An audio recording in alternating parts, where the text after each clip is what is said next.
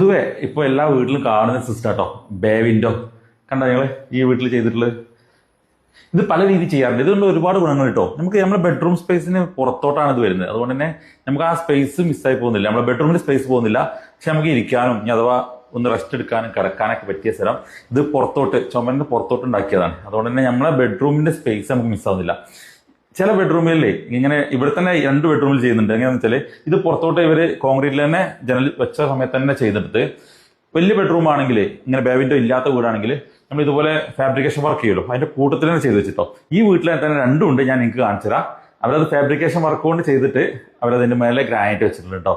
അപ്പോൾ ഒരു ബെഡ്റൂമിൽ എപ്പോഴും നമുക്ക് സ്റ്റൂളോ അല്ലെങ്കിൽ ചെയറൊക്കെ ഇട്ട് ഇരിക്കാന്ന് പറഞ്ഞാൽ അതൊരു തട്ടിത്തരച്ചിലായിരിക്കുമല്ലോ. അപ്പൊ അതിന് ഏറ്റവും ബെസ്റ്റ് ഇതുപോലെ തന്നെ പല വീടുകൾ ചെയ്യാറുണ്ട്. ഇങ്ങനെ ഉണ്ടായി കഴിഞ്ഞാൽ ആ വീടിനകത്ത് ഭയങ്കര ഉപകാരമാട്ടോ അത് വരുന്നത്.